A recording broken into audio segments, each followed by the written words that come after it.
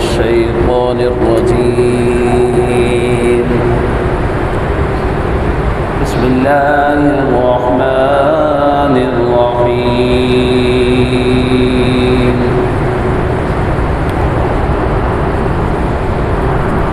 إنا أعطيناك الكوثر فصل لربك وانحر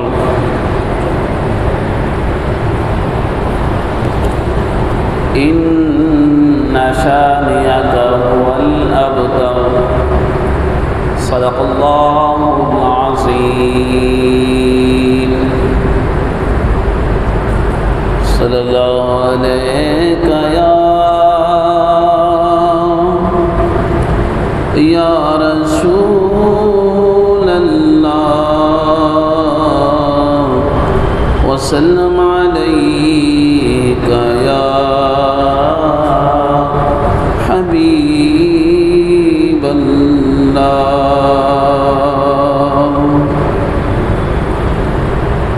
حاجیوں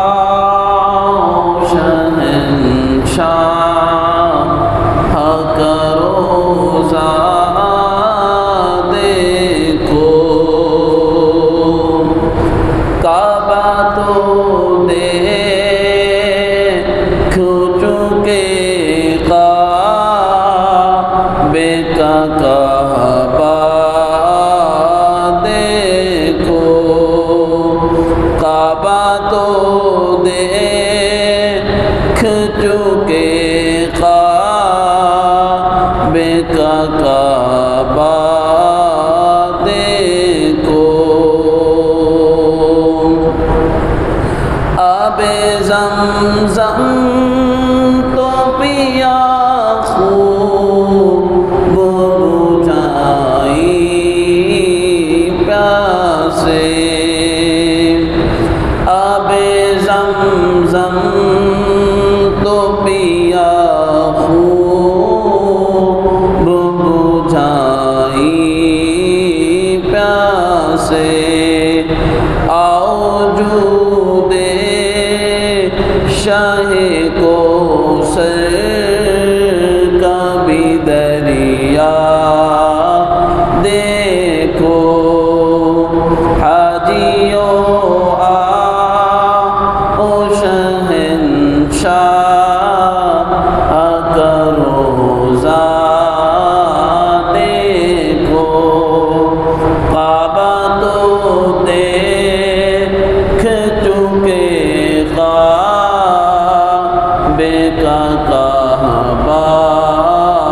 دیکھو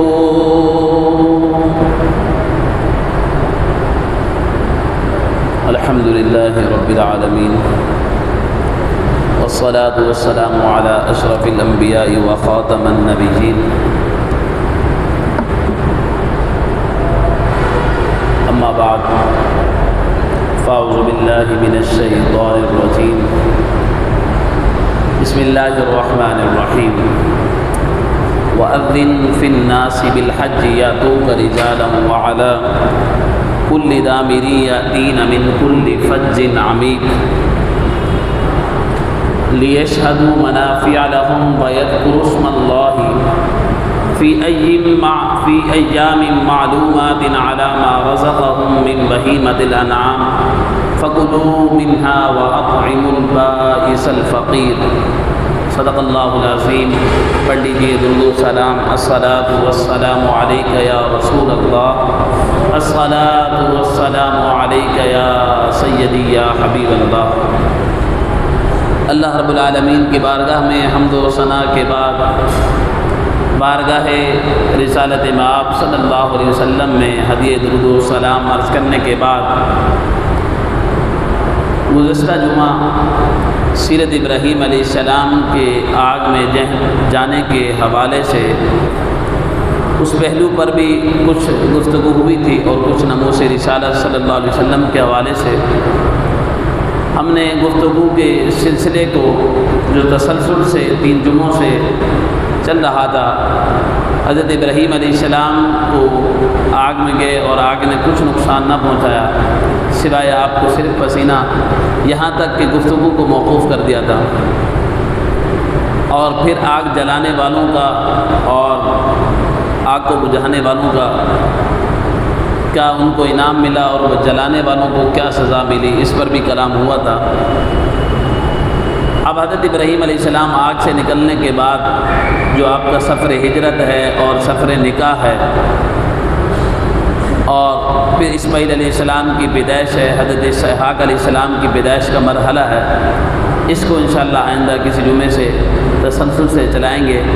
آج کیونکہ یہ شوال کا آخری جمعہ ہے تو حج کے حوالے سے اس پر کلام کرنا بے حد ضروری تھا، تو اس لیے آج حج کی فضیلت کے حوالے سے کلام کو آج سرنمہ موضوع بنایا ہے۔ قرآن پاک کی جس آیت کریمہ کو پڑھا ہے، سورہ حج کی یہ آیت کریمہ ہے 28 اور 27۔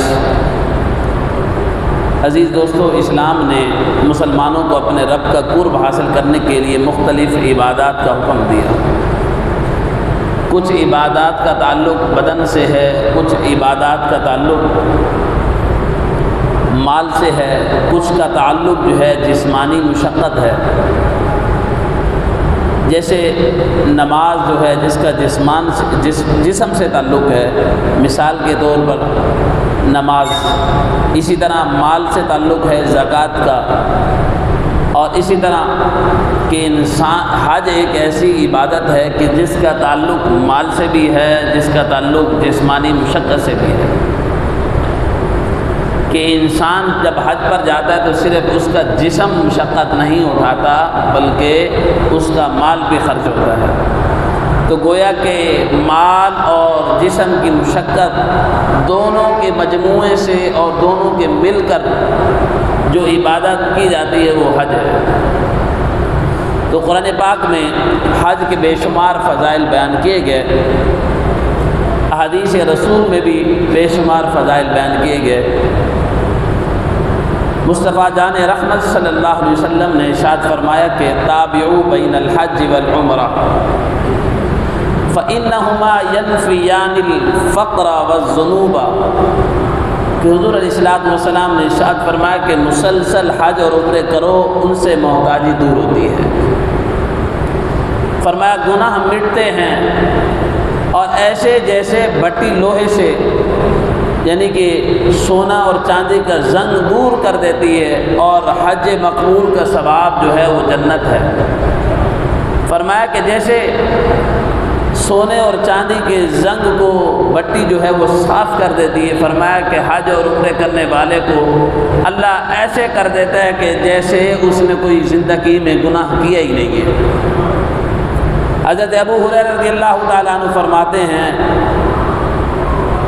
کہ اللہم اغفر للحاج ولمن استغفر لہ الحاج، اے اللہ حج مقبول والے حاجی کی بھی مغفرت فرما دے، اور حاجی جس کے لیے استغفار کرے، حاجی جس کے لیے دعائے مغفرت کرے، حاجی جس کو یاد کرے کہ اللہ اسے بھی تو معاف فرما دے۔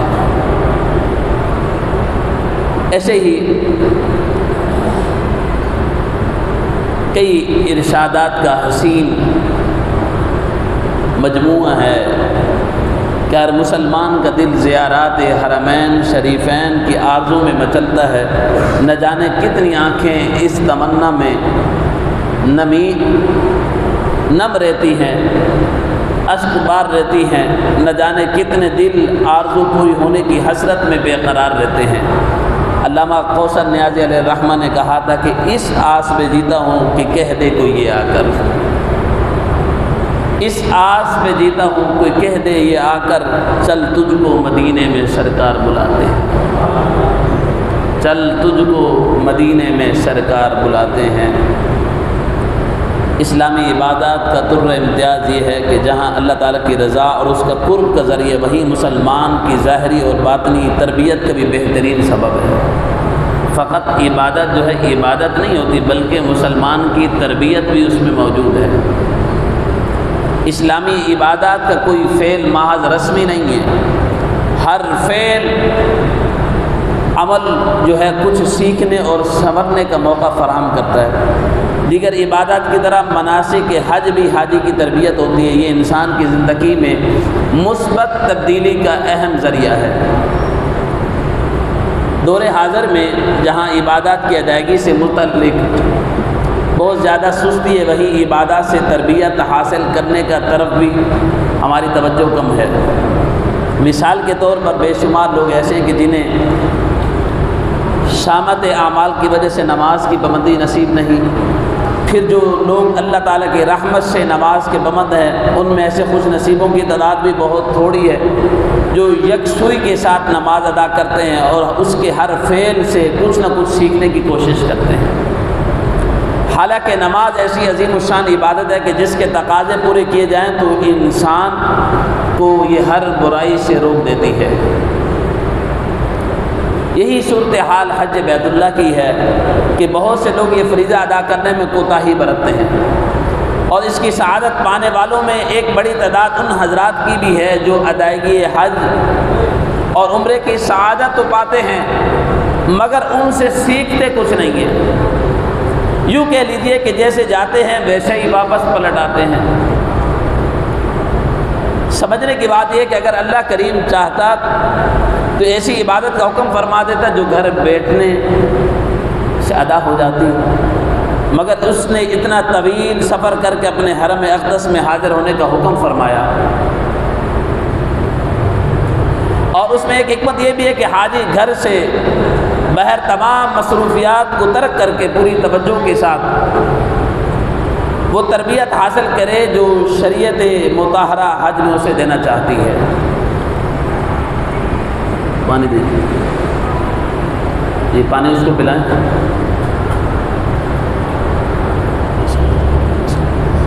یہ پانی پلائیں، باقی توجہ رکھیں، کوئی بات نہیں،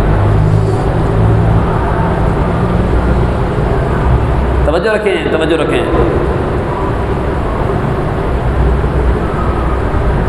دو تین افراد اس کی طرف توجہ کر لیں، باقی بیٹھ جائیں۔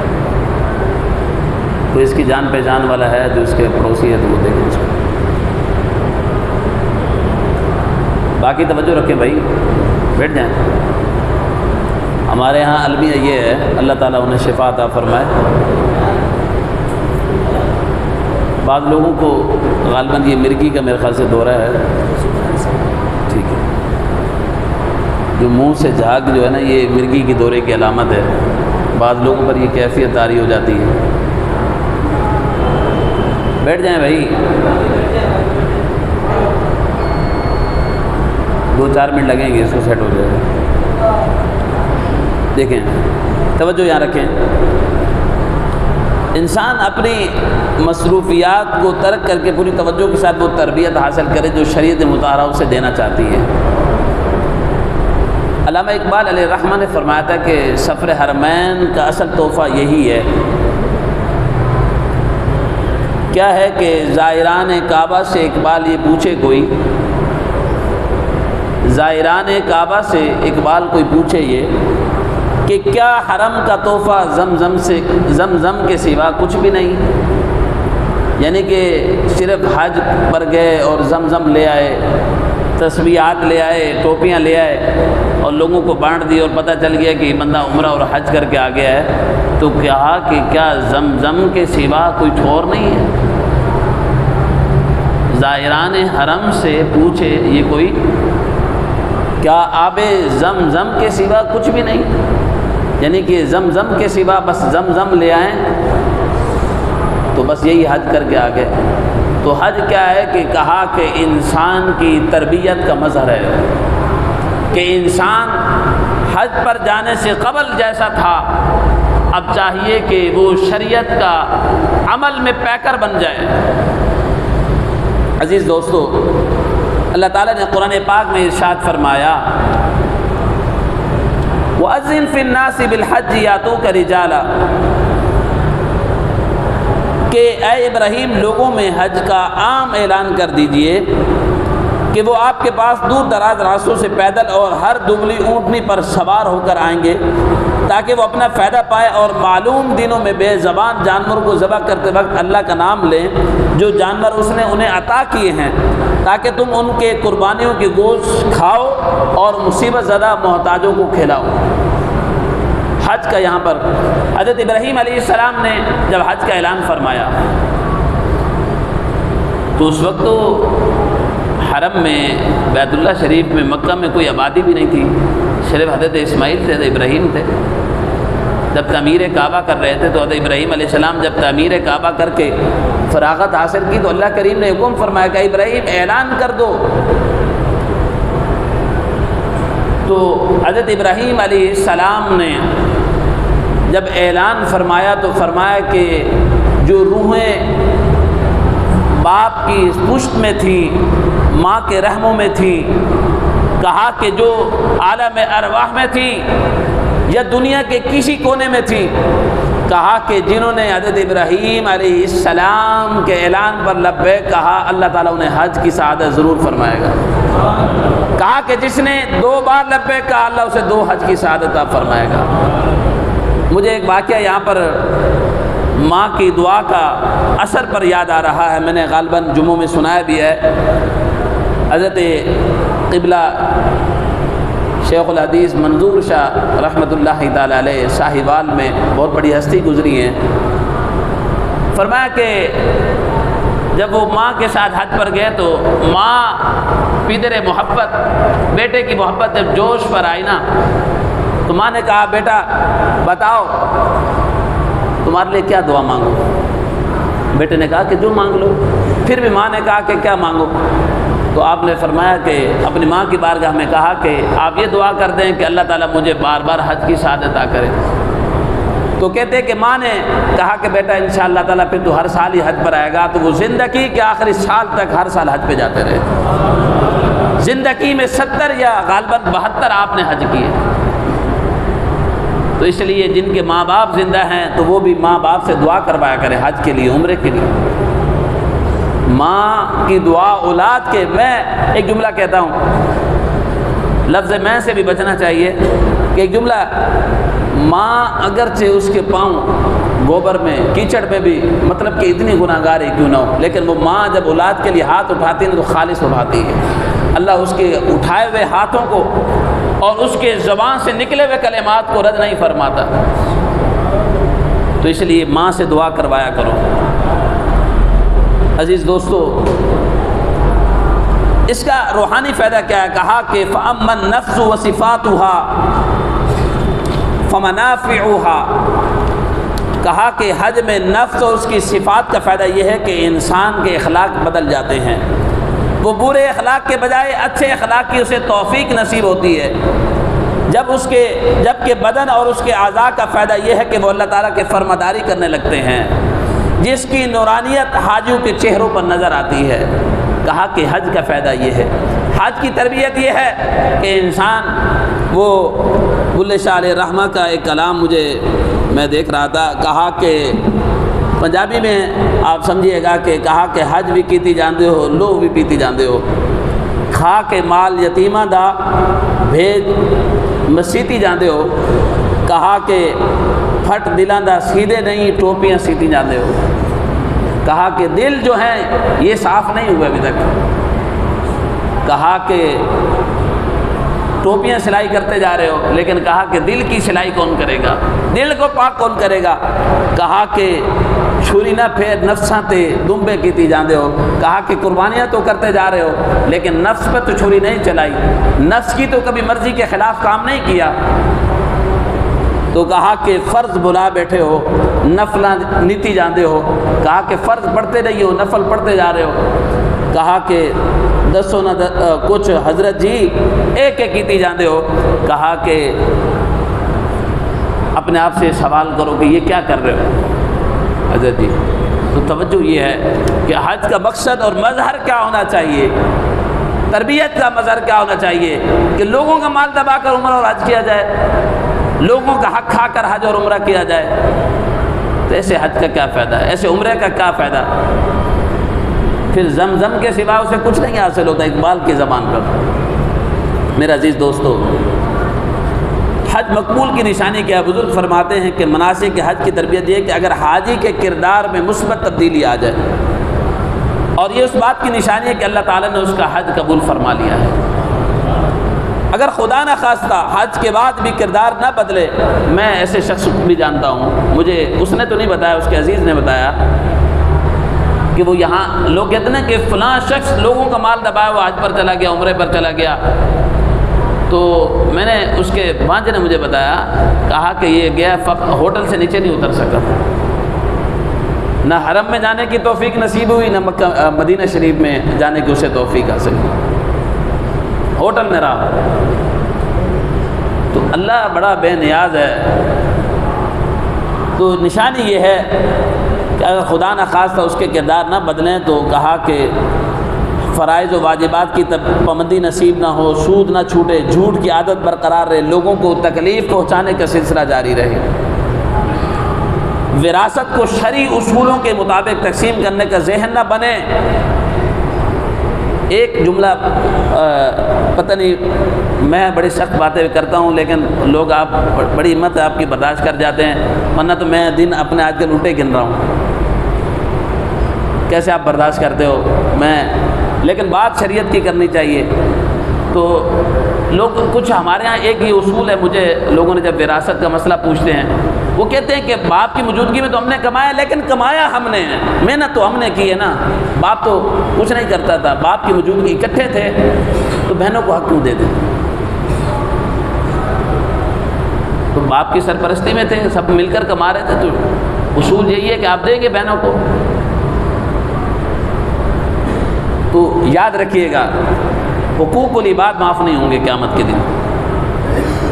حقوق اللہ آپ بے شک پڑھتے رہے، اللہ اپنے حقوق معاف کر دے، لیکن حقوق العباد جب تک بندہ معاف نہیں کرتا، اللہ بھی معاف نہیں کرتا۔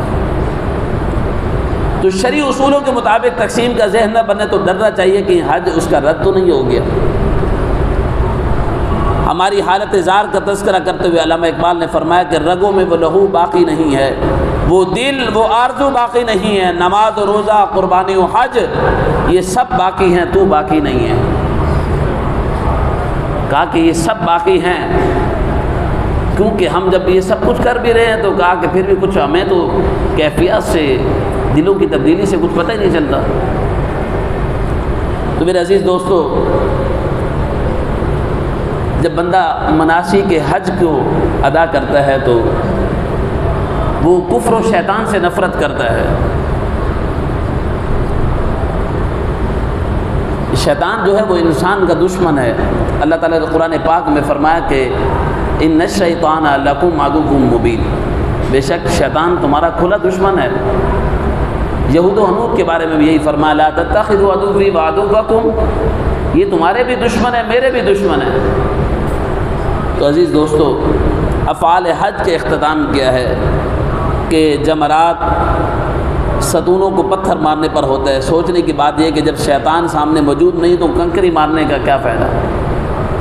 در حقیقت یہ عمل جو ہے خلیل اللہ علیہ السلام کی شیطان کے خلاف استقامت کو یاد دلانے کے لیے، تاکہ حاجی پیارے خلیل کی سیرت سے سبق لیتے ہوئے شیطان اور اس کے راستوں اور اس کے فتنوں اور اس کی تہذیبوں سے، اس کی چال و چلن سے، اس کے انداز سے نفرت کرے دل سے، اور یہ پختہ ارادہ کر کے وطن واپس لوٹے کہ آئندہ ہر حال میں اپنے رب کی رضا پر اور اس کے حکم پر عمل کروں گا۔ جب سیدنا ابراہیم علیہ السلام نے ڈٹ کر مقابلہ کیا، تو اس حج کا فائدے، میں نے پہلے فوائد اور فضائل کو بیان کرنے سے قبل یہ باتیں اس لیے عرض کر دی ہیں، میں نے حدیثیں اس لیے الگ سے فضائل پر لکھ لی تھی تاکہ سب سے پہلے ہمیں یہ پتہ ہو کہ حج کرنے پر ہماری تربیت کیا ہونی چاہیے، تبدیلی کیا ہونی چاہیے۔ اور قرآن پاک نے فرمایا کہ حج جو ہے، اللہ تعالیٰ نے قرآن پاک میں چوتھے پارے میں ابتدائی رکوع میں بیان فرمایا کہ من استطاع الیہ سبیلا، وَلِلَّهِ عَلَى النَّاسِ حِجُّ الْبَيْتِ مَنِ اسْتَطَاعَ إِلَيْهِ سَبِيلًا وَمَنْ كَفَرَ فَإِنَّ اللَّهَ غَنِيٌّ عَنِ الْعَالَمِينَ، کہ جس کو اس راستے پر یعنی اللہ کے گھر کے طواف کرنے، وہاں تک جانے کے زیادہ راہ اور راستے کے اخراجات برداشت کر سکتا ہے، فرمایا کہ پھر بھی وہ حج نہیں کرتا، اس کے گھر کا حج نہیں کرتا، تو فرمایا کہ وَمَنْ كَفَرَ فَإِنَّ اللَّهَ غَنِيٌّ عَنِ الْعَالَمِينَ، پھر اللہ بے نیاز ہے جس نے اس کا انکار کر دیا۔ اگر اللہ نے ہم میں سے کسی کو یہ حج کی سعادت عطا کرنے کے لیے مال دیا اور ہم اس مال کو پہنچ سکتے ہیں تو بار بار حج کریں تاکہ اس سعادت سے محروم نہ رہ جائیں۔ اب حج کے فضائل سماعت کیجیے۔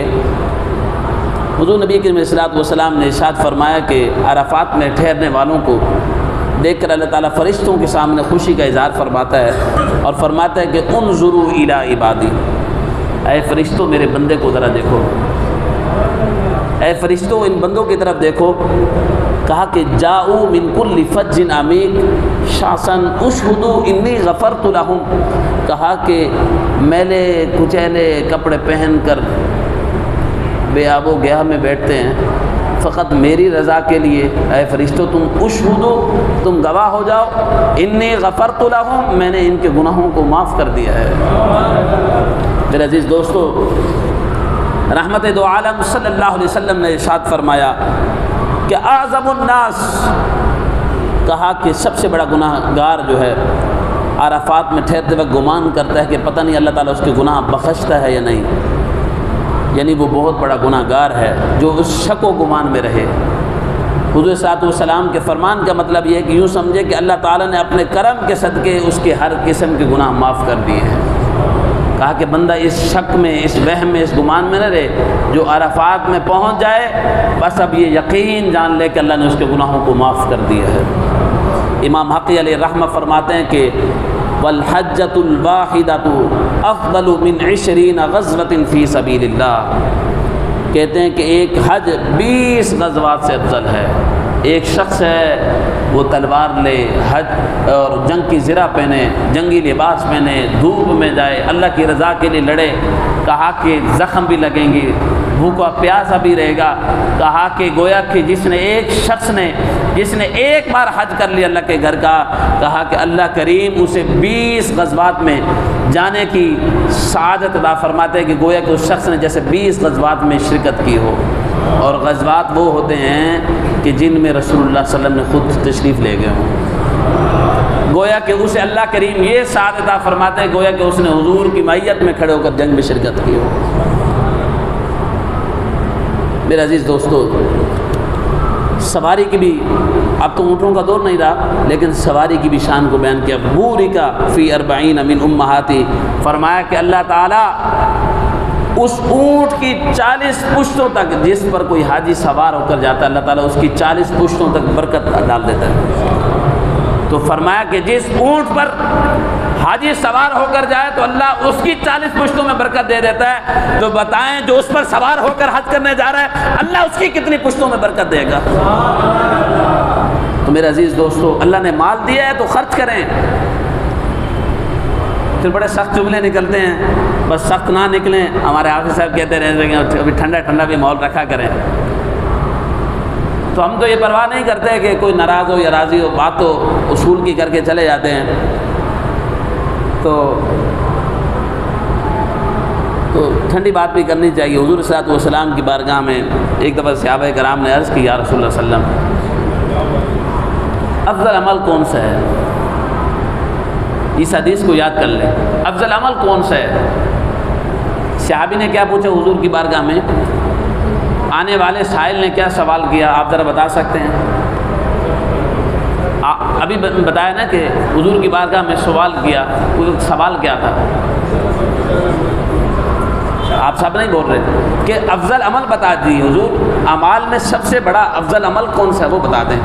حضور نے فرمایا ایمان باللہ و رسولہ، اللہ اور اس کے رسول پر ایمان لانا یہ افضل عمل ہے۔ دریافت کرنے والے نے، پوچھنے والے نے پوچھا کہ آج دریا جوش پر ہے، رحمت بٹ رہی ہے، حضور کی بارگاہ سے کچھ اور بھی پوچھ لوں، ایمان تو لے آیا ہوں اللہ پر اور اس کے رسول پر، اور بھی کوئی افضل عمل پوچھ لوں؟ حضور کی بارگاہ میں عرض کر دی، حضور بتا دیں کہ اس کے بعد کون سا افضل عمل ہے؟ حضور نے فرمایا جہاد فی سبیل اللہ۔ پچھلے جمعے ہم نے ذرا سخت گفتگو کی تو کچھ لوگوں پر وہ نالہ گزر گئی، اب یہ رسول اللہ صلی اللہ علیہ وسلم فرما رہے ہیں کہ جہاد بھی اسلام کا ایک اہم حصہ ہے۔ وہ کہتے ہیں کہ شعر ذہن سے نکل گیا، پھر حضور کی بارگاہ میں پوچھا گیا کہ حضور کی بارگاہ میں پوچھا گیا کہ اس کے بعد کون سا افضل عمل ہے؟ آپ نے فرمایا کہ حج مبرور، حج جو ہے، حج مبرور جو ہے، فرمایا کہ ایمان کے بعد، اللہ اور اس کے رسول پر ایمان لانے کے بعد، جہاد میں شرکت کرنے کے بعد، کہا کہ اس کے بعد اگر کوئی افضل عمل ہے تو وہ حج ہے۔ میرے عزیز دوستو، حضور صلی اللہ علیہ وسلم نے ارشاد فرمایا کہ من حج للہ فلم یرفث ولم یفسق رجع کیوم ولدتہ امہ، کہا کہ جس نے اللہ تعالیٰ کی رضا کے لیے حج کیا، حج ہو یا کوئی بھی عمل ہو، یہ ذہن بنا لیجئے کہ اس لیے نہیں کیا جائے کہ دنیا دار ہم سے کہیں کہ یار اس نے بہت بڑا کام کر دیا ہے، حاجی حاجی، اس لیے حج نہ کرے کہ لوگ مجھے حاجی کہیں۔ عمرہ انسان عمرہ اس لیے نہ کرے کہ یہ وہاں سے ہو کر آ گیا ہے، بندہ کوئی بھی نیک عمل ہے وہ اس لیے نہ کرے کہ لوگ کہیں کہ اس نے یہ نیک کام کر دیا ہے۔ کہا کہ اجر اور ثواب اور انعام و اکرام اللہ اس صورت میں عطا فرماتا ہے کہ جب انسان کی سوچ اور فکر اور اس کے خیال جو ہے وہ اس جستجو پر، اس جوبن پر ہو کہ وہ یہ کہے کہ فقط یہ کوئی عمل کسی اور کے لیے نہیں ہے، مولا یہ عمل تیری رضا کے لیے کیا ہے۔ اللہ فرماتا ہے کہ جو صرف میری رضا کے لیے حج کرتا ہے نا، تو پھر میں اسے یہ انعام و کرام سے نوازتا ہوں، یہ انعام عطا کرتا ہوں، یہ بشارت دیتا ہوں، یہ اسے خوشخبری دیتا ہوں۔ حضور نے فرمایا کہ اللہ اس کے لیے انعام و اکرام کا اعلان فرماتا ہے کہ وہ شخص کو اللہ ایسے بنا دیتا ہے، ایسے کر دیتا ہے کہ جیسے کوئی پیدا ہونے والا اپنی ماں کے بطن سے، ماں کے رحم سے ابھی ابھی پیدا ہوا، کہا کہ جیسے کہ اس شخص نے کبھی کوئی گناہ کیا ہی نہ ہو، اللہ حج کے بعد اسے یہ فضیلت عطا فرما دیتا ہے۔ تو میرے عزیز دوستو، یہ تو حج کی بات ہے، حج تو بڑا افضل عمل ہے۔ کہا کہ العمرہ تو الی العمرہ، کہا کہ اگر کوئی شخص ایک عمرہ کرے اس کے بعد واپس پلٹے پھر کوئی گناہ ہو جائے، اور گناہ انسان سے ہوتا ہے، فرشتے سے نہیں ہوتا، یاد رکھیے گا، غلطی انسان سے ہوتی ہے، فرشتے سے نہیں ہوتی۔ تو غلطی ناپنے کا معیار اپنے لیے بھی ہونا چاہیے، دوسروں کے لیے بھی ہونا چاہیے،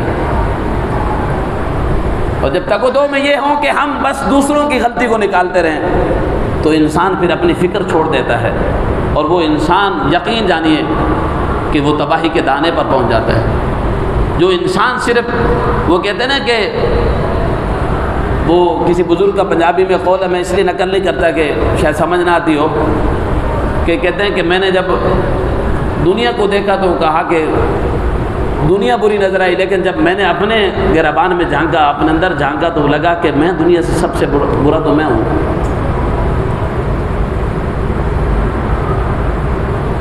تو عزیز دوستو، ایک عمرے سے دوسرے عمرے تک کا درمیانی حصہ ہے، کہا کہ اس میں جو گناہ ہو جاتے ہیں، کہا کہ جب انسان دوسرا عمرہ کرتا ہے تو کہا کہ یہ وہ عمرہ اور پہلا عمرہ جو ہے اس کے درمیانی حصے کے جو گناہ ہے، وہ کہا کہ وہ عمرہ اس کے لیے گناہوں کا کفارہ بن جاتا ہے۔ عزیز دوستو، اللہ کے 3 مہمان ہیں۔ کتنے مہمان اللہ کے ہیں؟ کون کون سے ہیں؟ اس بات کو یاد کرنا ہے۔ وفد اللہ ثلاثۃ الغازی والحاج والمعتمر، فرمایا کہ اللہ کے 3 مہمان ہیں۔ کہا کہ کون کون؟ کہا کہ مجاہد، جہاد کرنے والا، یہ اللہ کا مہمان ہے۔ دوسرا فرمایا کہ حاجی، تیسرا فرمایا عمرہ کرنے والا۔ حضور صلی اللہ علیہ وسلم نے ارشاد فرمایا کہ اللہ نے جس کو مال دیا پھر بھی وہ حج نہیں کرتا، اس کے لیے اب وعید سن لیجیے۔ اس پر میں اپنے کلام کو مختصر اختتام کرتا ہوں۔ حضرت ابو امامہ فرماتے ہیں کہ حضور صلی اللہ علیہ وسلم نے ارشاد فرمایا کہ جس شخص نے بلا وجہ حج نہ کیا، فلیمت ان شاء یہودیا و ان شاء نصرانیا، ممکن ہے اگر اللہ چاہے تو وہ یہودی ہو کر مرے یا نصرانی ہو کر مرے۔ تو اس لیے اللہ نے آپ کو مال دیا ہے، ہمیں مال دیا ہے، تو ہمیں چاہیے کہ ہم حج کی تیاری کریں۔ اور شاعر کہتا ہے جلوہ کعبہ سے دل بے ہوش ہے، کس غضب کا آج کیف و جوش ہے۔ یہ آپ کے جوش کے لیے اور آپ کے کیف کے لیے، آپ کی محبت میں پڑھ رہا ہوں کہ جلوہ کعبہ سے دل بے ہوش ہے، کس غضب کا آج کیف و جوش ہے، دیکھ کر انوار بیت اللہ کے، دیکھ کر انوار بیت اللہ کے، دل ہے سکتے میں زباں خاموش ہے، پردے کعبہ پہ قربان ہر نظر۔ سمجھ نہیں آ رہا لگتا ہے، سبحان اللہ نہیں نکلی۔ پردے کعبہ پہ قربان ہر نظر، کیا وہ اس پردے میں خود رو پوش ہے؟ جلوہ کعبہ سے دل بے ہوش ہے، کس غضب کا آج کیف و جوش ہے، دیکھ کر انوار بیت اللہ کے، دیکھ کر ذرا آنکھیں بند کر کے کیف بنائے نا، ذرا مدینے میں لے کے جائیں، مکہ میں لے کے جائیں، اس ہم نے کعبہ معظمہ کے سامنے کر، ذرا آنکھیں بند کریں، تصور میں آئیے۔ کہا کہ جلوہ کعبہ سے دل بے ہوش ہے، کس غضب کا آج کیف و جوش ہے، دیکھ کر انوار بیت اللہ کے، دل سکتے میں ہے زبان خاموش ہے، پردے کعبہ پہ قربان ہر نظر، ہائے ہائے ہائے، پردے کعبہ پہ قربان ہر نظر، کیا وہ اس پردے میں خود رو پوش ہے، کیا وہ اس پردے میں خود رو پوش ہے، کیا وہ اس پردے میں خود رو پوش ہے۔ وما توفیقی الا باللہ العلی العظیم۔